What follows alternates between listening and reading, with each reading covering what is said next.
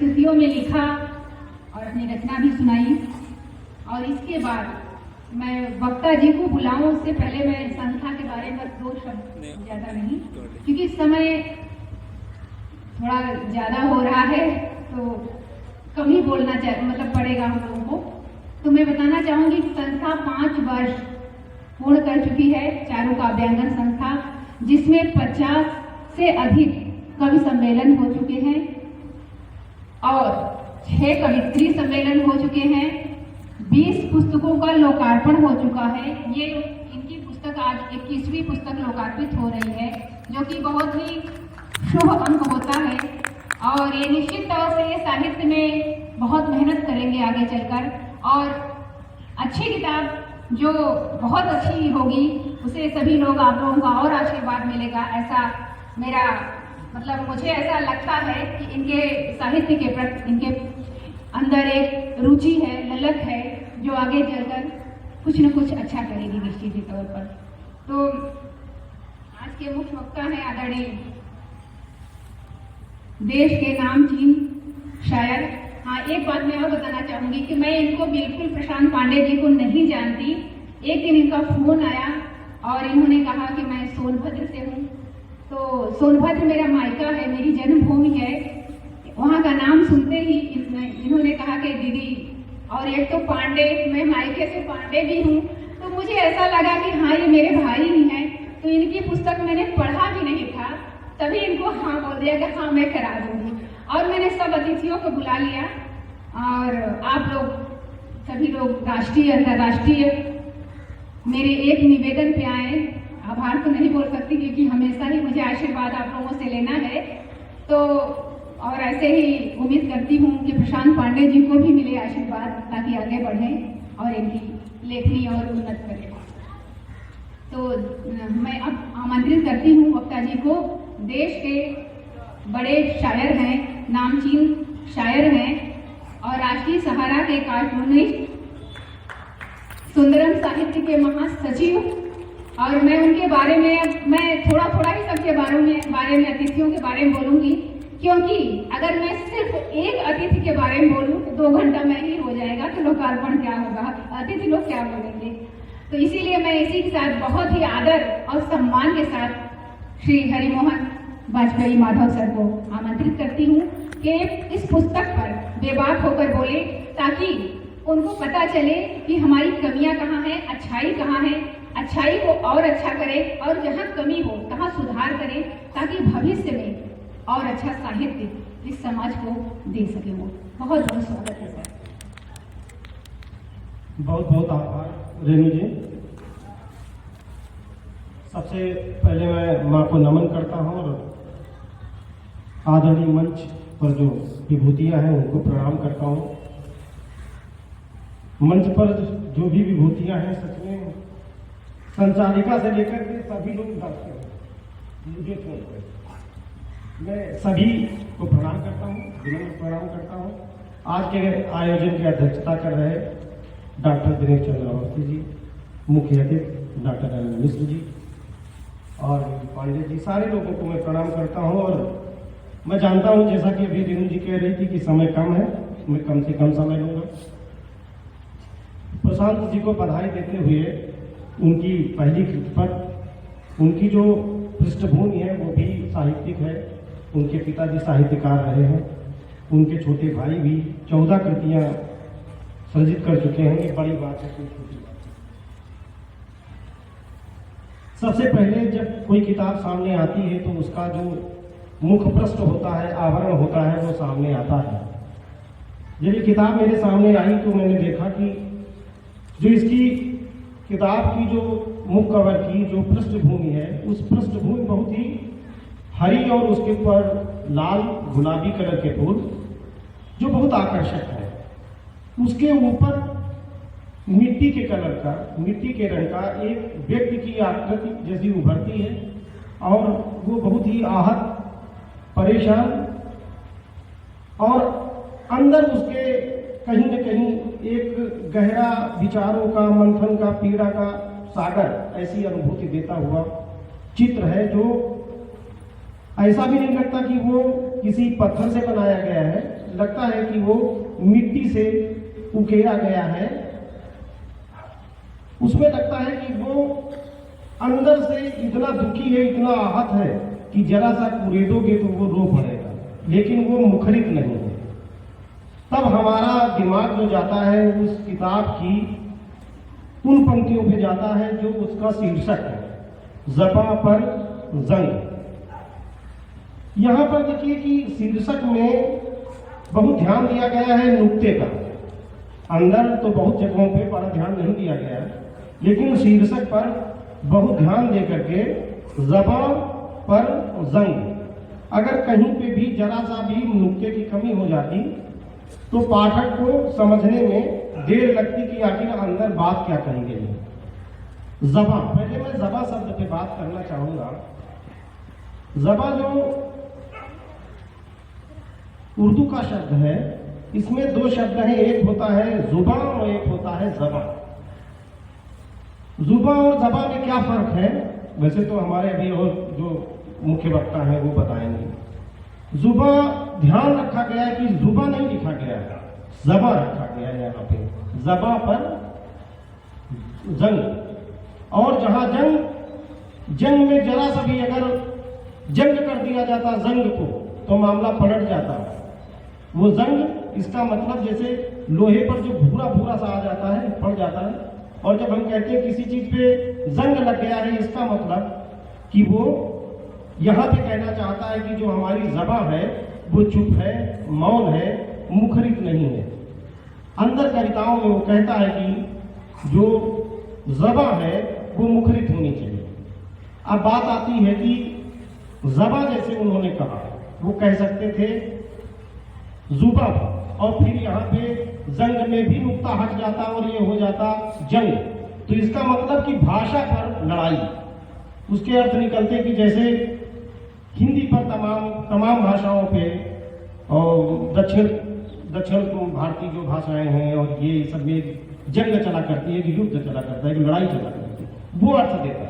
लेकिन उन्होंने पूरी सावधानी से जुबां नहीं किया, उसको ज़बां कहा है, और जंग को जंग नहीं कहा, जंग कहा है। उन्होंने कहा है कि जो ज़बान है, जो ज़बां है वो मुखरित होनी चाहिए, ये बात कहनी चाहिए उन्होंने, जो इसकी प्रतिनिधि कविता है जिस पर यह शीर्षक बनाया गया।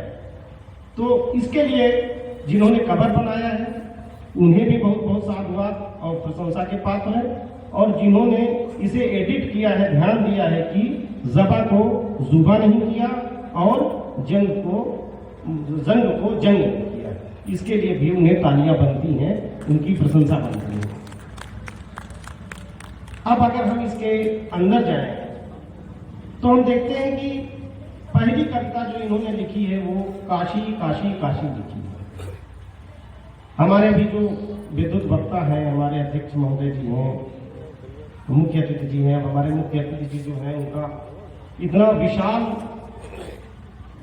क्षेत्र है, इतना विशाल डायमेंशन है, इतने विशाल आयाम है उनके, कि उनके लिए जितना भी समय हो कम पड़ता है। तो मैं यही चाहूँगा कि कम से कम समय में अपने को फाइंड अप करते हुए आगे बढ़ें और हम अपने मुख्य वक्ता को सुने, विशिष्ट वक्ता को सुने, विशिष्ट अतिथि को सुने और मुख्य अतिथि को सुने और अध्यक्ष महोदय को सुने। इनकी 41 जो कविताएं हैं उन सबको मैंने पढ़ा। एक चीज पाई कि तमाम चीजें कहने का आपका जो तरीका है वो नया है, उसमें कुछ नई चीजें आती हैं। आपने कहा कि अर्जुन जब भी संधान करता है तो संधान करना उसके लिए आसान नहीं होता, ये एक अलग तरीके से कहा है। और उन्होंने कहा आज के भी अर्जुन के लिए कहा है कि वो तभी कुछ कर सकता है जब उसके लिए कोई कृष्ण हो। ऐसी तमाम चीजें कहते हुए उन्होंने अपनी अभिव्यक्ति दी है। मैं बहुत बहुत बधाई देता हूँ प्रशांत जी को और शुभकामनाएं देता हूँ कि भविष्य में अपने अनुज की ही तरीके से कृतियों की सर्जना करते रहें, नई नई कृतियां आती रहें। और रेणु जी को बहुत बधाई दूंगा, डॉक्टर रेणु जी को, कि उन्होंने तमाम ऐसे साहित्यकारों को मंच दिया है और उनकी किताबों का विमोचन कराया है। जहां ये 21 संख्या वो भी बता रही थी शायद वो शुभ है, वैसे ही आज का दिन, आज की तारीख यानी 11 भी बहुत बहुत शुभ है। पुनः बहुत बहुत बधाइयाँ, बहुत बहुत धन्यवाद। हार्दिक कि इस जहां में रहने की कोई जगह है ही नहीं, इस जहां में रहने की कोई जगह है ही नहीं, और उल्टा बहने की कोई जगह है ही नहीं। क्या कचहरी, क्या अदालत और क्या संसद भवन, क्या कचहरी, क्या अदालत और क्या संसद भवन, सच को कहने सुनने की कोई जगह है ही नहीं, कोई जगह। तो मैं बहुत बहुत आपके वक्तव्य को साधुवाद देती हूँ सर। और इसके बाद मैं मुख्य वक्ता परम आदरणीय अंतर्राष्ट्रीय कवियत्री, जिनको यहाँ तक लाना बड़ा मुश्किल है इस मंच पर, लेकिन मेरे एक निवेदन पे वो आ जाती हैं। मैं उनको बहुत बहुत दिल से आभार तो नहीं कहूँगी, लेकिन मैं बहुत ही मतलब क्या कहूँ, निशब्द रहती हूँ, बस यही कह सकती हूँ। तो मैं दीदी को आमंत्रित करती हूँ कि वो आए, वो भी मुख्य वक्ता हैं इस पुस्तक पर। अपने विचार, इन्होंने जो विचार रखे हैं, जो इनकी भावनाएं हैं, उन पर कुछ अपने विचार रखें। तो दीदी की ही एक शेर, मैं दीदी का एक शेर पढ़ती हूँ। ये दौलत है मोहब्बत की, ये दीदी का शेर है, लेकिन ये मैं अपने दिल से निकाल रही हूँ, दीदी के दिल से तो निकली ही है कि ये दौलत है मोहब्बत की, लुटाना खूब दुनिया में, ये दौलत है मोहब्बत की, लुटाना खूब दुनिया में, खजाने से तुम्हारे एक भी पाई न जाएगी, खजाने से तुम्हारे एक भी पाई न जाएगी। मैं बहुत ही आदर और सम्मान के साथ दीदी को आमंत्रित करती हूँ। अविरल सेवा साहित्य संस्थान की अध्यक्ष हैं दीदी, और राज्य कर्मचारी साहित्य संस्थान की उपाध्यक्ष हैं, अंतर्राष्ट्रीय कवित्री हैं, अपरिहार्य पत्रिका है उसकी संपादक हैं, चारू काव्यांगन की संरक्षक है। मैं बहुत वही बोली हूँ कि मैं एक एक लोगों के बारे में मैं कितना भी बोलूँ कम है। मैं बहुत ही आदर और सम्मान के साथ दीदी को आमंत्रित करती हूँ। स्वागत है दीदी।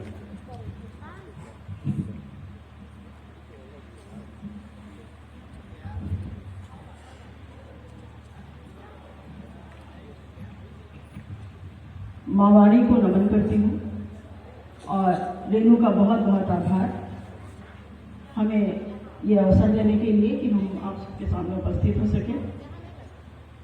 चारू काव्यांगन के तत्वाधान में आयोजित इस पुस्तक लोकार्पण समारोह के माननीय अध्यक्ष परम आदरणीय डॉक्टर दिनेश चंद्र अवस्थी जी, जो मेरे गुरु भी हैं, मेरे बड़े भाई भी हैं, मैं उन्हें सादर नमन करती हूँ। मुख्य अतिथि डॉक्टर अनिल मिश्र जी, श्रेष्ठ संतवार शशांक जी, विचारक आदरणीय डॉक्टर वी पांडे जी, और अभी जो मुख्य पृष्ठ पर बात कर रहे थे, आपने देखा क्या रेखांकन किया है उन्होंने, क्या वर्णन किया है उन्होंने, कितनी खूबसूरती से उस आवरण की प्रशंसा की है जो अपने चित्रों एवं रेखांकन द्वारा कागज पर एक नया संसार रच दिया करते हैं। ऐसे चीफ कार्टूनिस्ट अजीम शायर परम आदरणीय माधव जी का मैं बहुत बहुत स्वागत करती हूँ, सब अभिनंदन करती हूँ आप सभी को। वत्सल भैया बैठे हैं, अभी उन्होंने इतनी प्यारी बांसुरी बजाई कि एक माहौल ही बन गया साहित्यिक। मैं उनको भी बहुत प्रणाम करती हूँ। और जो इस दूल्हे, इस बारात के दूल्हे हैं, जिन्होंने इस किताब को रचा है बहुत ही मनोवेग से, और जिन्होंने मुझे या हम सबको ये अवसर दिया है, प्रशांत पांडे जी, उनको मैं बहुत बहुत बधाई देती हूँ, बहुत शुभकामनाएं देती हूँ उनकी इस पुस्तक के लिए। कोई भी व्यक्ति बड़ा तब होता है जब वो अपने से छोटों को आगे बढ़ाने का प्रयास करता है, और इसके हमारे सामने सबसे बड़े उदाहरण है हमारे डॉक्टर अवस्थी जी। वो हमेशा यही कार्य करते रहे हैं और मैं उनको अपना आदर्श मानती हूँ इस मामले में। और मैं यहाँ पर बात कर रही हूँ डॉक्टर रेणु द्विवेदी की, जो पता नहीं कितने साहित्यकारों को नया मंच देती है, कितनी अभी बताया उसने 21 पुस्तकों के लोकार्पण कर चुकी हैं। और बस एक फ़ोन कॉल पर बस उसके सामने बात आई कि एक सोनभद्र से एक कवि अपनी किताब का लोकार्पण कराना चाहता है, और उन्होंने उसको किताब को बिना देखे ही उसकी स्वीकृति दे दी। तो रेणु जी के लिए भी एक बार जोरदार तालियां।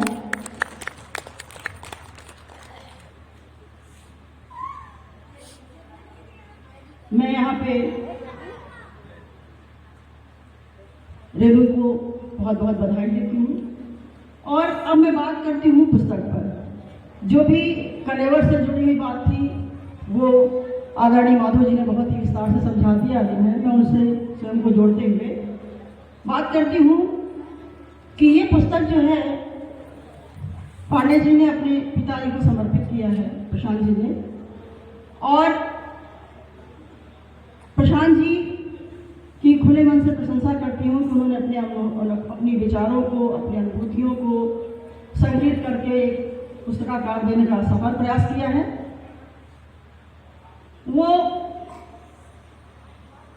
कविता करना एक दैवीय वो होता है, कृपा होती है, और मुझे बहुत खुशी है कि वे अपने परिवार से भी बहुत समृद्ध हैं। उनके पिता भी इस क्षेत्र में थे, वो बहुत वरिष्ठ साहित्यकार थे, और उनके छोटे भाई भी इस कार्य में संलग्न हैं, और वही इनका भी जो है मुझे दिख रहा है। तो किसी भी जैसे होता है ना कि मतलब इनकी हर कविता भावों से भरी हुई है, लेकिन अभी थोड़े से इनको प्रयास करने की जरूर है, क्योंकि करत करत अभ्यास के जड़मत हुए सुजान, और असरी आवत जाग से सिर पे पड़े निशान। जितना ये प्रयास करेंगे, जितना ये इसको एकदम साधना मांगती है, जितना ये इसको पढ़ेंगे, जितना इसको मनन करेंगे, और जितना ये लिखेंगे, उतना ही जो है ये इसमें निखार पैदा करेंगे। हमारे अवस्थी सर कहा करते हैं कि अब गुरु शिष्य की परंपरा एक तरह से खत्म होती जा रही है, लेकिन मैं ये कहती हूँ कि ये बहुत आवश्यक है। अगर आप अपनी अभिव्यक्ति को, अपने ज्ञान को, अपने लेखन को, अपनी कविताओं को सुनाना चाहते हैं, हृदय से हृदय तक पहुंचाना चाहते हैं, तो उस पर खूब मनन कीजिए, खूब लिखिए, खूब पढ़िए, और किसी ना किसी को अपना गुरु मान करके उसको दिखाइए भी। प्रकाशन की जल्दी नहीं है, प्रकाशन की कोई जल्दी नहीं है। आपका ये तो हमारी अपनी पूंजी है। हम जब इसको प्रकाशित करा लेंगे, दूसरे के हाथ में चले जाएगी, वो दूसरे की संपत्ति हो जाएगी। तो जब तक वो हमारी संपत्ति है, तब तक उसके ऊपर खूब मनन करें, खूब उसके ऊपर वो करें। और मैं बस इतना ही कहना चाहती हूँ, और मुझे बेहद खुशी है। मैंने इनकी कई कविताओं को पढ़ा भी। अभी एक कविता के बारे में माधु जी ने भी बोला, मुझे भी वो कविता बहुत ही प्रभावित की थी, और ये आपकी कविता है। ये हर अर्जुन की समस्या है। अर्जुन को प्रतीक मान करके उन्होंने सारे युवा वर्ग को जो है संबोधित करते हुए जो संदेशात्मक लिखा है, वो बहुत ही कहना चाहिए कि विचारपूर्ण है। बहुत ही संवेदनशील बात कही उन्होंने कि ये हर अर्जुन की समस्या है। वो धनुष उठाने से डरता है, भिन्न भिन्न अंतर्द्वंद्वों के पथ से अमृत ही उसका रहता है। जिसकी तुड़ीर का तीर मीन का नयन भेद सकता है, ऐसा कुशाल स्पष्ट दृष्टा निज हाथों में संशय में रहता है। ऐसी ही कितनी पंक्तियां हैं जिन्होंने मुझे बहुत प्रभावित किया है। एक नई सोच है इनकी, एक नई बात करने का तरीका है, एक नया कविताई सलीका है इनका। भाव एवं भावनाओं ने इनकी कविता को सोने में सुहागा कर दिया है। बस थोड़े से निखार की जरूरत है, जो मैं बार बार कह रही हूँ। बाकी मैं इनके प्रथम प्रयास को बहुत ही प्रणाम करती हूँ, बधाई देती हूँ, और यही मंगल कामना करती हूँ कि आप निरंतर उस पे क्षेत्र में आगे बढ़ते रहें, और इस साहित्य जो है जगत को अपनी नई नई पुस्तकों से समृद्ध करते रहें, परंतु पुस्तकें छपवाने की जल्दी ना करें। एक कविता इन्होंने लिखी है, शायद उन्होंने अपने पिताजी के लिए लिखा होगा। वो होते तो मैं ना रोता, वे होते तो मैं ना रोता, मोती आंखों के ना खोता, और जीवन में पतझड़ का पीला एक भी पत्ता मैं ना बोता, वो होते तो मैं ना रोता। रातों दिन की जीत हार में खंडित अपना मन ना होता, वे होते तो मैं ना रोता, वे होते तो मैं ना रोता। ऐसे ही जो है रचनाओं से ये 41 रचनाओं की पुस्तक है जो इन्होंने अपने पिता को समर्पित किया है। मैं बहुत बहुत बधाई देती हूँ। ऐसे ही लिखते रहें, ऐसे ही साहित्य जगत को समृद्ध करते रहें और थोड़ा मनन चिंतन भी करते रहें, थोड़ा किसी का संरक्षण, किसी का साथ भी प्राप्त करते रहें ताकि ये कविता और निखर सके और आपका नाम, आपकी कविताएं साहित्य जगत को समृद्ध कर सके। बहुत बहुत बधाई, बहुत बहुत इस सुंदर वक्तव्य के लिए आप लोग जोरदार तालियां बजा दें। और ऐसा संचालक का आदेश कि वास्तव में जैसे हमारी दीदी भावना जी ने कहा कि ये ईश्वर की कृपा है, कभी कभी बनना कोई हंसी खेल नहीं है। ये वास्तव में जब तक कृपा मां शारदा की, ईश्वर की कृपा नहीं होती है, कोई एक पंक्ति नहीं लिख सकता, एक मिसरा नहीं लिख सकता, एक दोहा नहीं लिख सकता। गीत और गजल तो बहुत बड़ी बात है। ये आपका प्रथम प्रयास है। मेरी बहुत बहुत शुभकामना, मंगल कामना है कि इससे जुड़े रहें। और जैसे अभी एक बार फिर मैं भावना जी का नाम लेना चाहता हूं कि जो गुरु शिष्य परंपरा है इसका हम सभी पालन करें, क्योंकि हमारी अपनी रचना में हमें नहीं पता रहता है कहाँ पे हमने कमी छोड़ दी है। तो इसमें निश्चित रूप से ये बहुत सार्थक रहेगा आपके भविष्य के प्रयासों के लिए, और आपके जो भी आगामी इस तरह के रचना के संग्रह आएंगे उसमें आपको बहुत लाभ होगा और साहित्यिक समाज को लाभ होगा। मेरी बहुत बहुत शुभकामनाएं, मंगल कामना, दिन शुभ होता है। बहुत ही सुंदर वक्तव्य दिए भैया। डॉक्टर बीबी पांडे जी को आमंत्रित करती हूँ कि वो भी आए और अपना आशीर्वाद वचन ही थोड़ा सा कह के दें। मैं बता दूं कि अथर्व इंडिया अंतर्राष्ट्रीय शोध संस्थान के अध्यक्ष हैं, संस्थापक हैं, जो देश ही नहीं पूरे विदेशों में भी, दूसरे देशों में जा जाकर भी सनातन संस्कृत का, साहित्य का प्रचार प्रसार कर रहे हैं। मैं बहुत ही आदर और सम्मान के साथ भैया को आमंत्रित करती हूँ कि वो आए और अपना आशीर्वाद वचन जो भी है वो प्रशांत पांडे तक पहुंचाए। बहुत बहुत धन्यवाद। चारू कामरंजन साहित्यिक संस्थान का, जिन्होंने सुंदर कार्यक्रम आज आयोजित किया। ढेर सारी बधाइयां, शुभकामनाएं प्रिय प्रशांत पांडे जी को, जिन्होंने साहित्य को एक और लेखन उपलब्ध कराया। सनातन संस्कृति में गुरु शिष्य परंपरा का बहुत महत्व है और हमारी साहित्यिक संस्कृति में भी गुरु शिष्य परंपरा का उतना ही महत्व है। साहित्य किसी भी समाज का दर्पण होता है। साहित्य किसी देश की पहचान होती है।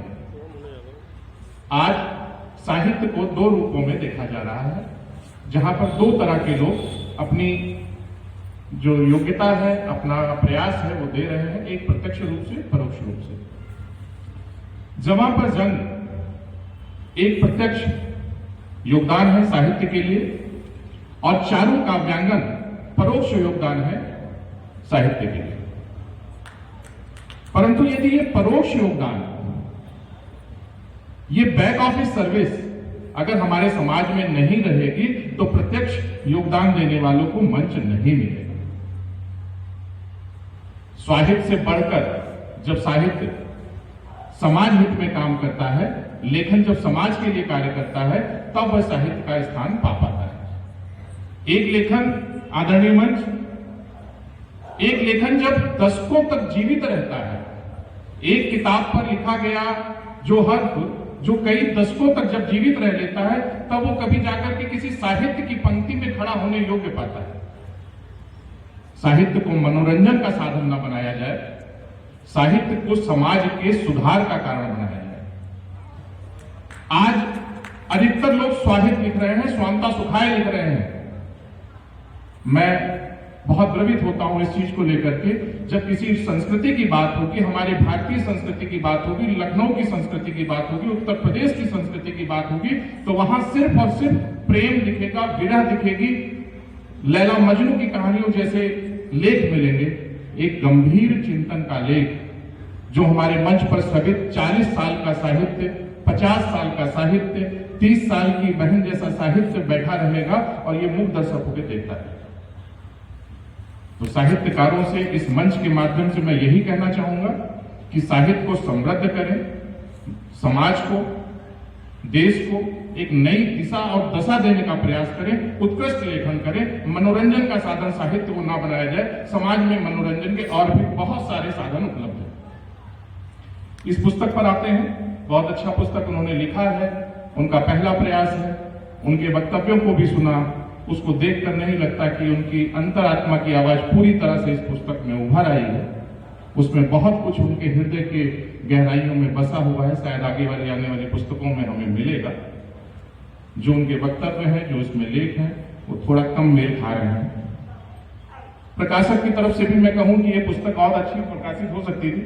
प्रशांत जी, लखनऊ में बहुत सारे प्रकाशक हैं, हमारे साथ में बैठे नीतू आनंद प्रकाशक भी है। इस पुस्तक को और अच्छे ढंग से और अच्छे कलेवर में प्रकाशित कराया जा सकता था, क्योंकि भेष भगवान का हमारे समाज में बहुत बड़ा स्थान है।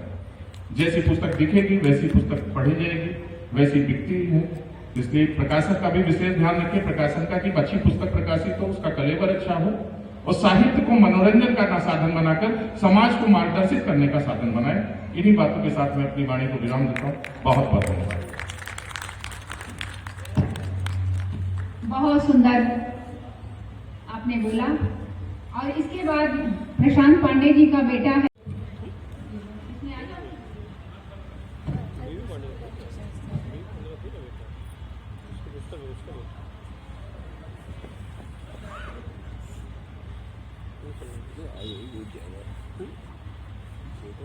मैं श्रीवास्तव भी कविता पढ़ने वाला हूँ।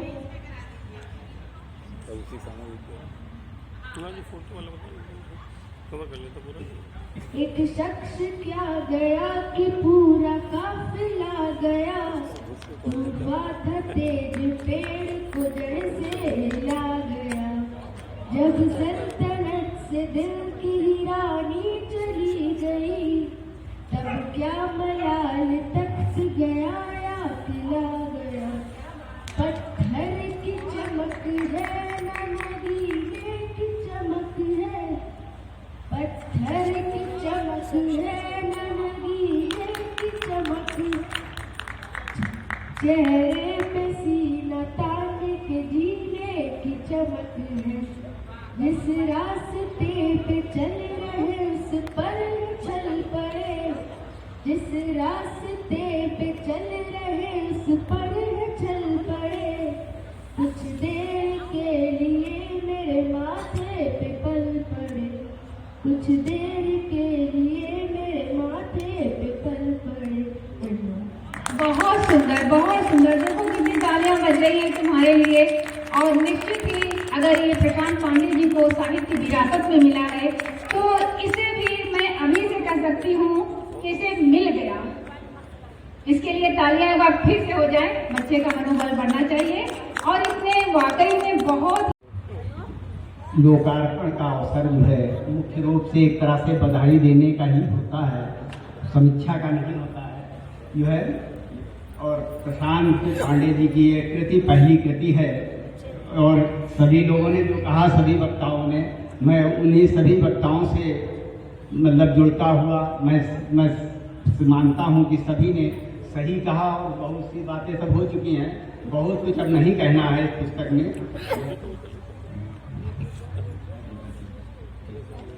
बहुत कुछ अब इस पुस्तक के बारे में मुझे नहीं कहना है, क्योंकि हमारे पूर्व वक्ताओं ने सब कह दिया। जब माधव जी जैसे और हमारे जो है वक्ता बोल चुके हों और मुख्य वक्ता के रूप में, तो जो है बहुत ज़्यादा। लेकिन जैसा कि जो है हमारी दीदी जो है भावना जी ने जो है कहा, वो भी बहुत अच्छी उन्होंने बात कही दी। सभी बातें मतलब मुख्य रूप से हो चुकी हैं। तो केवल जो है मैं एक प्रेरणादायक कि मैं चाहूँगा कि प्रशांत पांडे जी चूँकि एक कवि के पुत्र हैं, और जो है जैसा कि उन्होंने बताया ही कि जो है उन्होंने अपने पिताजी से ज़्यादा सीख नहीं ली। मैं उनसे कहूँगा कि उन्होंने पिताजी से भले सीख नहीं ली, लेकिन बुजुर्गों की कविताएं पढ़ें और कविता क्या है उसको समझें। जैसा कि हितैषी जी ने कहा था कि उर से निकले उरों में जा धंसे। कविता कैसी होनी चाहिए कि उर से निकले उरों में जा धंसे, जिसे श्रोता सदा दोहराया करे। ओ अति सार्थक हो अनेकार्थक हो, महाप्रज्ञ की बुद्धि भ्रमाया करे। ओ करे दे जो स्वभावता भाव में मग्न, तो भावुक शीस झुकाया करे। ओ कभी वाणी वही वरवाणी सी जो, जनवाणी में बीणा बजाया करे। कभी वाणी वही वरवाणी सी जो, तो कवियों की वाणी ऐसी होना चाहिए। हमारे केशवदास ने कहा, भूषण दिन न विराजई कविता बनिता मित्र। विश्वनाथ ने जैसा कहा कि वाक्यम रसात्मक काव्यम। तो इन परंपराओं को और इन सब चीजों को समझें। अवधेश मालवीय जी ने कहा कि कविता किस तरह की होनी चाहिए। कविता कैसी कीजिए कि कुछ तो उर तंत्रिका के कसतार अनंत की ओर को तानते हैं। ओ कुछ प्रेम व्यथा की कथा कहे नाही, कवित्व का मर्म बखानते हैं। ओ अवधेश उछालना प्यालियों का, कविता कभी कोई भ्रमानते हैं। ओ पर डाल दे जान में जान नहीं, हम तो कविता उसे मानते हैं।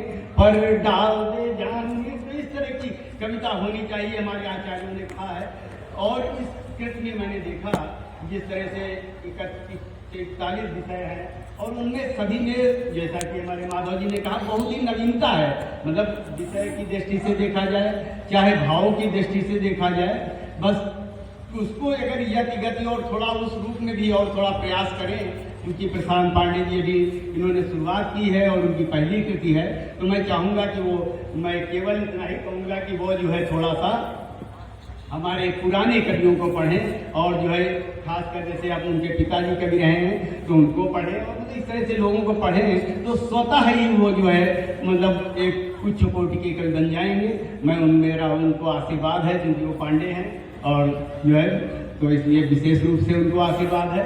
वो हमारे छोटे भाई हैं, उनको तो मैं उनको बहुत बहुत आशीर्वाद देता हूँ, बधाई देता हूँ। और मैं बहुत ना कह के, क्योंकि इसमें बोला जाए तो जिस तरह से इन्होंने विषयों का चयन किया है, ऐसे विषय हैं कि उन पर बहुत कुछ कहा जा सकता है। उनके अंदर बहुत ही भाव है, मतलब कवि जैसा कि कवियों होना चाहिए। उन्होंने मतलब काफ़ी अध्ययन किया है उस तरह से, और हमें लग रहा है हिंदी उर्दू दोनों जो है भाषाओं का उनको उन्हें बहुत ही अच्छा उनका अधिकार है, और वही इसी तरह की इसमें सब चीज़ें मिल रही हैं, मैं देख रहा हूँ। और जैसा कि उस इसमें जो है मैंने कई जगह समझ मोड़े थे पन्ने, अब घर किसके पास चलें। उन्होंने कहा मतलब ये कितनी जो है संवेदनात्मक कविता है। मतलब इस तरह की एक एक कविता पर जो है उसको जो है पढ़ने की ज़रूरत है, एक एक कविता पर जो है बोलने की ज़रूरत है। मैं जितना बोलूँ कम है। मैं बहुत ही सुंदर, आपने कम शब्दों में बड़ी बात कही।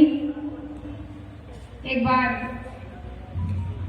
मुख्यति जी को, जिनको हम साहित्य का आकाश कहें तो भी शायद कम ही होगा,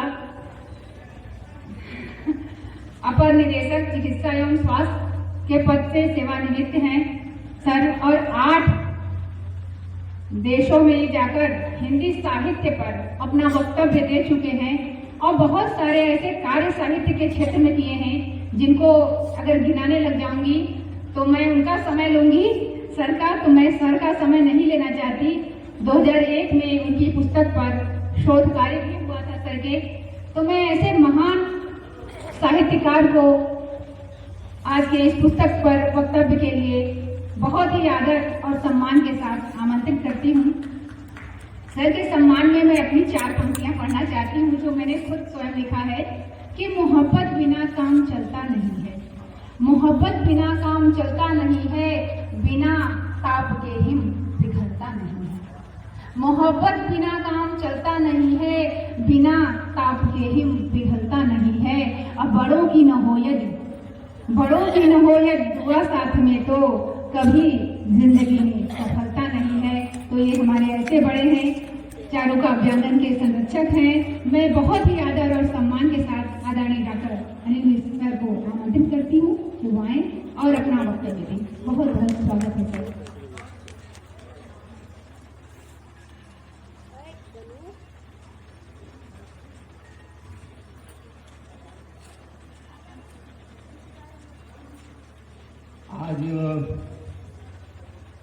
गीता जयंती है और आपने देखा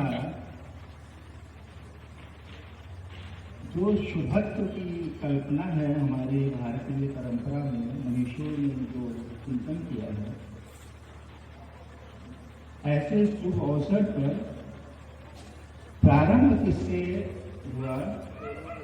अधरम मधुरम मधुरम मधुरम मधुराज करके निखिलम मधुरम, वो भी बांसुरी का जो उनका प्रिय जो 16 कला से पूर्ण अवतार था, किनारे हो जाओ भाई। अवतार का जो प्रेम का प्रतीक है, उस प्रतीक के वादन से जिस कार्यक्रम का प्रारंभ किया जाए, वह कार्यक्रम जिसके लिए वो कार्यक्रम हो रहा है उसको कितनी ऊंचाई पर ले जाएगा, ये जो आध्यात्मिक जिनका चिंतन है उसको समझ सकते हैं। बहुत बहुत बधाई प्रशांत पांडे जी। ऐसे समय में ऐसे दिन में इस तरह से आपकी पुस्तक का यह लोकार्पण कार्यक्रम प्रारंभ हुआ, बहुत बहुत बधाई आपको। मैं बधाई दे रहा हूँ अरुण जी को।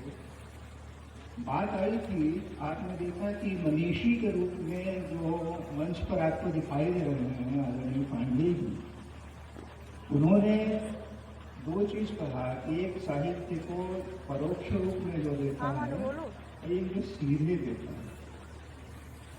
तो जो आपका साहित्य का सृजन कर रहा है, यदि परोक्ष रूप में अरुण जी जैसे और रेणु जी जैसे लोग न हों तो आज तक वो सृजन नहीं जा सकता। ऐसे में इतना अच्छा, मैं ये कह रहा था कि इतना सुंदर जो मंच है और इतना खुला जो वातावरण है और चारों तरफ जो वृक्ष खड़े होकर, वृक्ष को मैं संत मानता हूं। अनेक जन्मों में जो साधना करते हैं वो अंतिम में ऋषि के रूप में, मनुष्य रूप में पैदा होने के पहले वृक्ष के रूप में पैदा, एक पैर पर खड़ा होकर के पूरे जीवन काल तक ये साधना करना किसी को देखा जाए, चाहे आप उसको पत्थर मारिए, चाहे आप उसको काटिए, चाहे जो करिए, आपको प्राणवायु देते हुए आपके लिए फल देने का कार्य यह संत पवित्र है।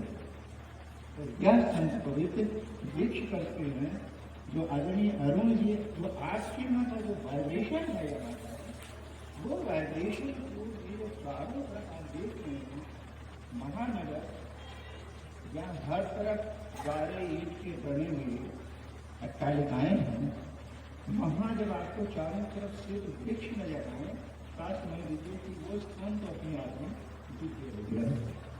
यह भी एक विशेषता है प्रशांत जी आपकी पुस्तकों विमोचन के लिए, क्योंकि आपकी पहली कृति है। ये सब शुभ संदेश है, शुभ संकेत भी है। चारों काम करने की बात आपने किया, उनके द्वारा आयोजित कार्यक्रम हुआ। प्रशांत जी के लिए एक बात और बता दें हम कि प्रशांत जी, आपका जो सोनभद्र का कनेक्शन था वो वाकई आपकी दीदी है रेणु। आपके पिताजी का नाम क्या है? अवध बिहारी पांडे। रेणु जी के पिताश्री का नाम अवधनाथ पंडित अवधनाथ पांडे है। तो अवधनाथ पांडे, अवध बिहारी पांडे, एक अवध बिहारी पांडे के सुपुत्र है, एक अवधनाथ पांडे जी के सुपुत्री है। तो वो आपकी सचमुच दीदी है और उनको काजगुरु भी मान लीजिए आप, क्योंकि उसी की तरफ संकेत आदरणीय भावना जी ने किया था और आदरणीय पांडे जी ने भी आपको संकेत दिया था। तो आपके लिए आपकी बड़ी दीदी आपकी गुरु हो जाए और प्रेरणा स्रोत आपके पिताश्री रहे, ये बड़ी बात है। आज के जो अध्यक्षता कर रहे इस कार्यक्रम की, उनके बारे में भावना जी ने थोड़ा सा जरूर कहा। मुझे लगता है कि वो स्वयं में एक संत पुरुष है। राज्य कर्मचारी साहित्य संस्थान जैसे हिंदी संस्थान के पैरेलल संस्था कोई खड़ी कर दे जिसके लिए राजकीय कोष से 40-50 लाख रुपए केवल पुरस्कार के लिए हर वर्ष मिले। मैंने बहुत करीब से उस संस्था को खड़ी होते हुए देखा है और जिसने खड़ी किया उसको देखा है। विधानसभा के विशेष सचिव वित्त नियंत्रक जैसे महत्वपूर्ण पद पर होते हुए जो व्यक्ति जमीन से इतना जुड़ा हुआ है कि उसके बारे में आपको कोई बताए ना, तो आप सोच भी नहीं सकते हैं कि ये व्यक्ति इस पद पर होगा, इतनी रचनाएं कर चुका होगा, इतनी पुस्तकें निकाल चुका होगा और इतने लोगों को मंच देने के लिए, पुरस्कृत करने के लिए हिंदी संस्थान जैसी संस्था के पहले दूसरी संस्था का प्रतिनिधित्व मैं प्रणाम करता हूँ भाई साहब आदरणीय दिनेश चंद्रवस्ती जी को। आपने देखा कि आपके ये कहाँ से परंपराएं आती हैं। मैथमेटिशियन ही ऐसा हो सकता है जो सूक्ष्म चीजों को, एस्ट्रोलॉजी की मैथमेटिक्स से आती है, छंद भी मैथमेटिक्स से ही लिए आते हैं। आप गिनेंगे ना, मात्रा चाहे गिने चाहे जो करें। और जिसने मैथमेटिक्स से एमएससी किया वो व्यक्ति व्यंग्य के क्षेत्र में जाए, सहारा परिवार का वो वरिष्ठ और प्रिय कार्टूनिस्ट बने, वैश्विक स्तर पर अपने विभिन्न जो कार्टून है उसके माध्यम से उनको स्थापित करे। और वो व्यक्ति जो गणित में मास्टर किया, वो व्यक्ति उर्दू का जिसकी जो भाषा है वो उर्दू की नहीं, मातृभाषा उर्दू की नहीं है, उसने उर्दू के शब्द पर, चाहे वो जमा हो चाहे जानी हो, इतनी बारीकी से जाकर के आपकी दृष्टि रखा। बड़ी बात है उसको बताना कि जरा सा परिवर्तन हो जाता, जुबान होती है तो भाषा की बात आ जाती है, और ये जंग होता तो युद्ध की बात आ जाती है। तो यहाँ पर क्या कहना चाह रहे हैं प्रशांत जी, वो बात स्पष्ट नहीं होती। और जो ओपनर आप देखे होंगे क्रिकेट में, जो ओपनिंग बैट्समैन होता है, ये वो टिक करके शतक बना दिया तो उसका जीत उसकी पक्की हो जाती है। तो पहले वक्ता के रूप में आदरणीय वाजपेयी जी ने, माधव जी ने जो बात शुरू की और आपको जो इंसाइट दिया पुस्तक को देखने के लिए, कई लोग मुझे पढ़े नहीं होंगे, आप में से जो नहीं होंगे वो पढ़े नहीं होंगे, तो उनके लिए एक इंसाइट मिलना कि हम उसको ला रहे हैं। इसीलिए किसी बड़ी पुस्तक को या दूसरी अच्छी पुस्तक को पढ़ने के लिए सबसे पहले उसका प्रीफेस पढ़ना चाहिए। तो कहना क्या था, तो प्रीफेस तो आप बाद में पढ़ते हैं, लेकिन आपको इसके पहले ही उस प्रीफेस का जो सूत्र वाक्य था वो हमको डॉक्टर माधव को दे दिया। और इसके बाद माधव जी के बाद जो शुरू हुआ, भावना जी ने बहुत ही संकेतों से आपको इसके कृति के कृतिकार को, प्रशांत पांडे जी को आपने दृष्टि दिया, कई चीजों को, कई संकेत आपने दिया। और वो संकेत ये था कि माधव जी ने तो दृष्टि दे दी थी पुस्तक के बारे में, अब जो कृतिकार है उसको दृष्टि देने की बात थी। तो उसको जो मुख्य आपका वार्ताकार था, मुख्य वक्ता था, उसके रूप में आपने आदरणीय दीक्षित जी ने, और आपको तो कभी जब सुने होंगे, आपकी जब मैं गजल सुनता हूँ और जब आपके अशार सुनता हूँ तो मैं कुछ जब सोचता हूँ कि आप कुछ और सुनाए, सुनने को मन करता है। ये समय नहीं था कि आपसे गजल सुनने की बात कही जा सके, लेकिन आपका वो स्थान है जो आप कार्य कर रहे हैं और उत्तर प्रदेश साहित्य कर्मचारी संस्थान के लिए, वो तो आपका प्रणम्य है ही, लेकिन आपका अपना व्यक्तित्व है। और आज दीक्षित जी नहीं आए हैं, लेकिन जब दोनों लोग बैठे होते हैं, मैं तो यही करता हूँ कि जब मैंने पांडे जी ने कहा कि मिसेज पांडे को आप जब लेकर बैठेंगे तभी आप पूर्ण होंगे, नहीं तो आप पूर्ण नहीं होंगे। और मैं देख रहा था, मैं बुलाना चाह रहा था, रेणु जी सम्मानित हो रही थी, कि विनोद जी के बगैर अकेले को सम्मानित करते हैं, तो विनोद जी यहाँ पर हैं तो दोनों लोगों को एक ही शाल दोनों लोगों को उड़ाइए। ये है आपकी भारतीय परंपरा। ये है गौरी केवल शिव नहीं कहा जाता, सदैव गौरी शंकर कहा जाता है, सीता राम कहा जाता है। तो जो हमारी परंपरा है मनीषियों की, उस परंपरा का पोषण भी ऐसे होना चाहिए। ये हुआ आपने देखा जैसे शरद पांडे जी का आपने छंद से जो प्रारंभ आपने किया, हम तो कह रहे थे कुछ और आप बोलते, लेकिन बाद में मैं सोच रहा था कि इसको शॉर्ट करूंगा, इसलिए मैं आनंद जी से पूछा कि कार्यक्रम कितने बजे इसका दूसरा कार्यक्रम शुरू होगा, तो आपने बताया 5 बजे। तब यह हुआ कि नहीं तो समय है, समय जी, लेकिन साढ़े हम लोग को 4:30 बजे मालूम था। उसी क्रम में शायद रेणु जी ने कहा होगा कि संक्षेप में आप आए, लेकिन आपसे सुनना हम लोग चाह रहे थे पांडे जी से कि कुछ और अच्छी चीजें आपसे सुना जाए। पांडे जी को आपने देखा नहीं, मैं देखता हूँ तो आपका रूप जो है, मैं अभी बल्कि जगदीश पंथी जी की बात किया, रेणु जी हमने पांडे जी बताया जगदीश पंथी जी बहुत श्रेष्ठ जो है वो सोनभद्र के लोक गीतकार, श्रेष्ठ लोक गीतकार हैं। संभवतः हो सकता है प्रशांत जी से परिचय हो या नहीं, जिन्होंने एक माधव जी लिखा उन्होंने कि रुनुक झुनुक बाजे पायल को रुकौमा, बड़ा नेक लागे ननद को रुकौमा। तो इस तरह की रचना करने वाले, तो उनका रूप और पांडे जी का रूप बिल्कुल एक जैसा है। तो ये ऐसी ही है, वैसे ही गाड़ी रखते हैं। तो जब मैं देखता हूँ आपको तो जगदीश पंथी जी मेरे सामने आ जाते हैं, और आज का देख करके ऐसा व्यक्तित्व बैठा हुआ है जो बताया कि साहित्य जो है वो मनोरंजन का विषय नहीं है, मनोरंजन के लिए बहुत सारे साधन गुड करने। और मैं तो जब कहीं बैठता हूँ, चाहे कहीं बैठूं, मेरे हाथ में एक डायरी और पेन जरूर होती है, और मैं उसको नोट करता चलता हूँ कि कौन क्या बोल रहा है, और शायद वही उनका बोलना ही मुझे कुछ कहने और कुछ करने के लिए, कुछ लिखने के लिए दृष्टि मिलती है। तो ऐसे लोग जब बोलते हैं तो नोट किया जाता है कि वो क्या बोल रहे हैं। मैं आवाज करता हूँ मणि पांडे जी कि आपने ऐसी बात कही। एक देखिए कि मुझे इसके जो जमा पर जंग की बात पर कुमार मंत्री साहब से एक शेर याद आ रहा, और वहां नुक्ता नहीं है, वहां जो बिना नुक्ते का जब जंग आएगा तो आप देखिए उनका एक शेर है, अकेले में है वो और झुंझला रहे हैं, मेरी याद से जंग फरमा रहे हैं, है ना।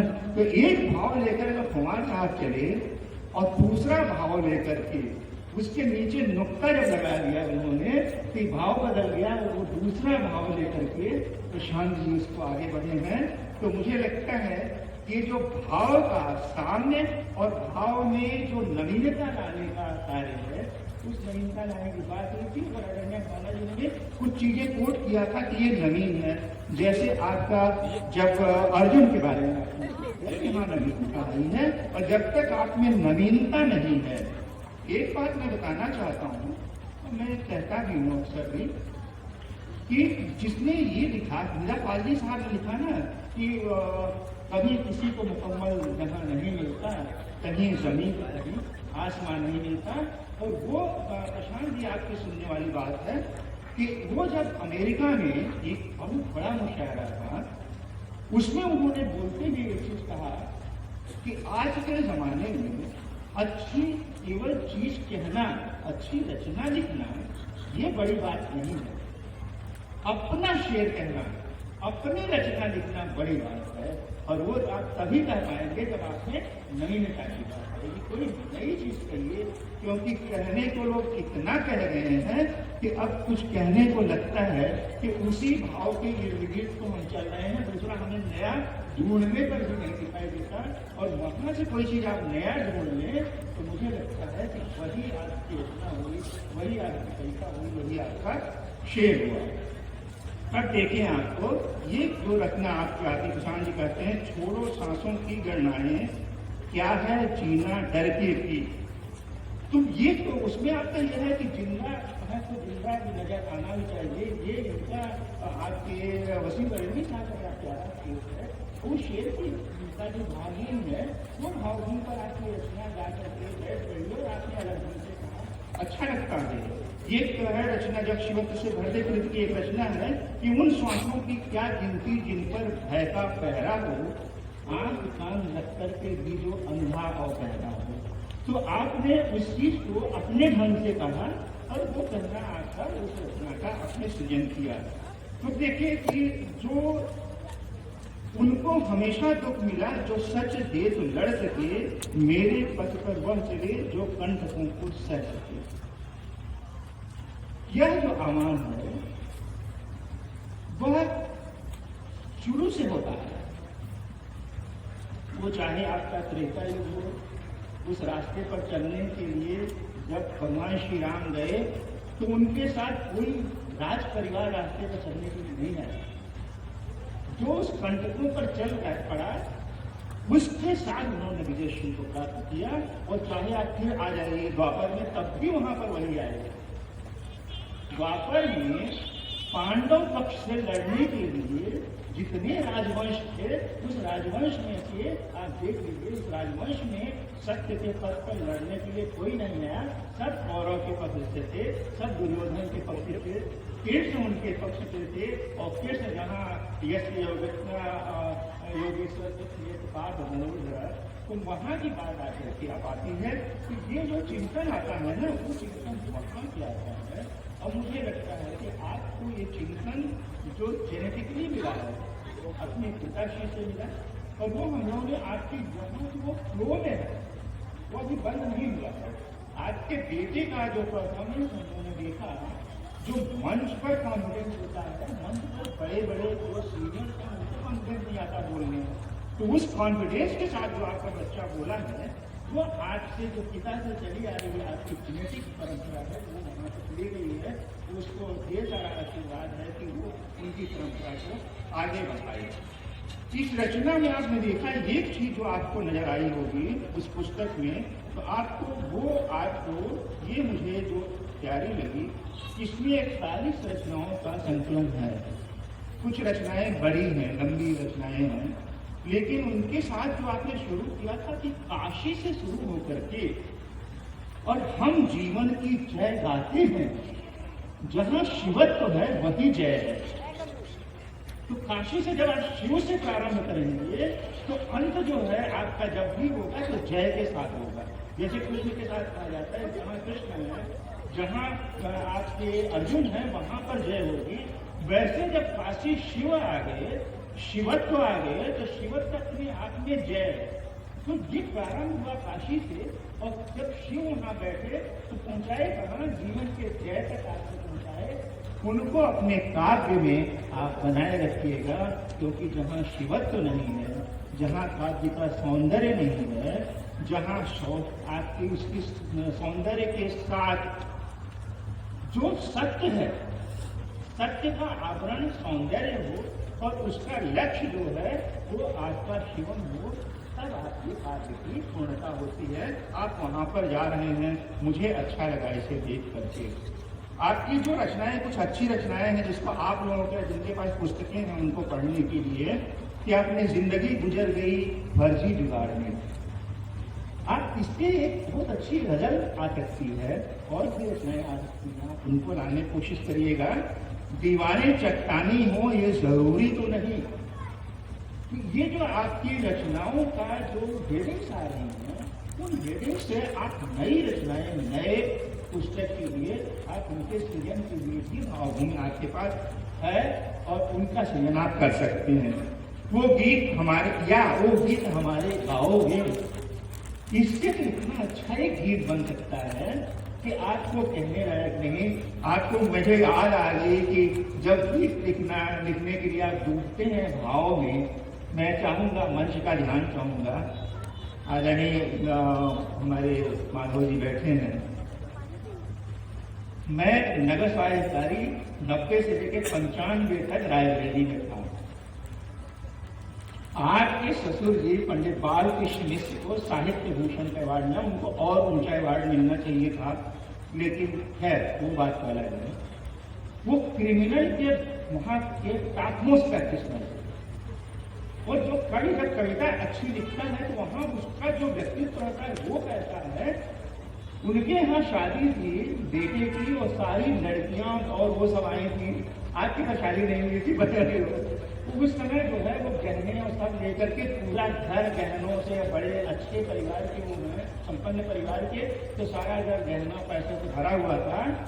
जब सब बारात लेके जाने की हुई तो उन्होंने वहां के जो डकैत था सबसे बड़ा, जिसकी जमानत करवाई थी, उसको बुलाया। कहा 3 दिन के मेरे घर को देखने की जिम्मेदारी तुम्हारी है, तुम आकर के लेती हो। तो वो व्यक्ति जो है ऐसा जिसका व्यक्तित्व हो, इतना निर्मल हो, वो पांडे जी आपके लिए मैं कह रहा हूँ। वो एक आप वो यदि मान लीजिए माधुरी जी के यहाँ हो तो वो रचना लीजिए, उस पुस्तक से आप गीत लिखना शुरू करिए। वो पुस्तक दीजिएगा आपको नैन द्वार के पार, आपके पास वोट है, और नहीं तो उसकी फोटोस्टेट करा लीजिए। आपके पास एक कॉपी है तो फोटोस्टेट कराइए, उसके गीत लिखना चाहिए। तो ये जो आपका है उसको बात आ रही कि वो गीत हमारे गाओगे, इसको आप कैसे। उन्होंने दादा जो है दादा उसकी एक गीत लिखा, उन्होंने जो उनकी वो गीत मुझे हिचकियां आई। पांडे जी सुनिए पंडित जी का कि मुझे हिचकियां आई, तुमको याद हमारी आई होगी, नयन द्वार पर नींद रात भर खड़ी खड़ी शर्माई होगी। तो ये जो गीत है, ये भाव वाले शब्द देते हैं, शिल्प देते हैं, तो गीत होनी होती है। मैंने आपकी इस पुस्तक में देखा कि जो आपकी रचनाओं की हेडिंग्स है, आप इससे उत्कृष्ट कोट के गीत लिख सकते हैं। अभी लिखना बाकी है उनका, और उनको लिखने के लिए हिंट मिल रहा है कि आप इन चीजों को जब आप करेंगे तब आपके लिए अच्छी चीज मिलेगी। तो ये जो चीज आई की बात मैं इसमें कह रहा हूँ कि ये सारी चीजों को समराइज करने के लिए आपको जहाँ जाना है वहां जाने के लिए बात दिखाने का काम इस मंच का होता है। तो उस रूप से मैं आपसे बात कर रहा हूँ ये बात। और पिता के लिए जो आपने लिखा ना कि पिता के सामने आसमान होना था, उसके बाद जो गीत आई आपके असमय प्राण तुम्हारा हर के, काल बड़ा पछताया होगा। पिता सूर्य का स्वरूप है, वो प्रकाश का स्वरूप है। यदि आपके हृदय में कभी हृदय में वो अवस्थित रहेगा तो सूर्य आपके कभी हृदय में अवस्थित है। और जब सूर्य अवस्थित हो गया तो यदि आप ज्योतिष का एक थोड़ा सा आपको उधर का हो, तो जब सूर्य कहीं हृदय में अवस्थित हो गया, वो केंद्र भाव में हो गया, तो फिर आपके लिए बृहस्पति आपके साथ हो जाएंगे, शुक्र भी आपके साथ हो जाएंगे, और आपकी रचना करने का एक इकाई को बंद कर देंगे। इसी तरह से अपने पिता को अपने हृदय में अवश्य किए रहिएगा। एक और बता दें आपको कि तुलसी बाबा है जिसने चारों वेद पुराण अष्टदश और शास्त्र सब बंधन को ये लिखने वाला, जिसका पाठ कर लिया जाए तो आपका मनोरथ सिद्ध हो जाए। वो पहले तो कहा कि निज कवित्व के लाभ नहीं मिलता, लेकिन जब बाद में आता है तब वो कहता है कि क्या कहा तुलसी बाबा ने, कवित्व विवेक एक नहीं मोरे, सत्य कहूं निति कागज खोए। जब जो रचनाकार है उसके हृदय से कि हमने अच्छी रचना लिखी, ये भाव तो आएगा क्योंकि निज कवित्व के लाभ नहीं मिलते। लेकिन जब ये भाव को जब तक वो तिरोधित नहीं करेगा, जब तक इस अहंकार को दूर नहीं करेगा कि हम अच्छी रचना लिख लिए हैं, तब तक वो तुलसी नहीं बन सकता। तो तुलसी कह रहे हैं कि मैं तो कुछ लिखा ही नहीं, कि जो भी कवित्व है वो कागज कोरा है, इसको जो भी मान सम्मान मिल रहा है वो राम नाम के पाकर के मिल रहा है।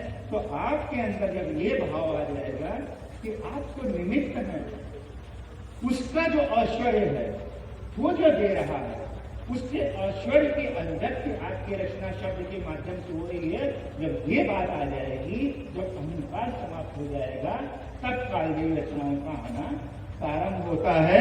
मीर साहब का एक शेर है, पांडे जी हमेशा याद रखिएगा, इसको अपने जेब में पर्ची बना के रख लीजिए। यदि आपको आगे बढ़ना है, वीर बनना है, तो उनका शेर था, यही जाना कि कुछ न जाना है, और यहाँ पर शब्द देखिए, उस जमाने में जब अरबी और फारसी का जमाना था, तब ये शब्द इतने सिंपल शब्द ला रहे हैं, तो आपको शब्द ढूंढने की जरूरत नहीं है।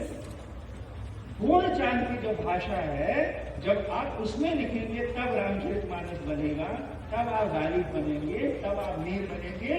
मीर कह रहे हैं यही जाना कि कुछ न जाना है, सो भी इस उम्र में हुआ मालूम। मैंने कुछ नहीं जाना, वो जब सब लिख चुके करते हैं थे, तो मुझे लग रहा है कि मैंने कुछ लिखा ही नहीं है। वो यहाँ आने पर मालूम हो रहा है। तो जैसे जैसे आपका विस्तार होता जाएगा, श्रेष्ठ होते जाएंगे, वैसे वैसे पता चलेगा कि आप कितना नीचे हो, कहाँ पर हो। इस भाव पर आपका आना है।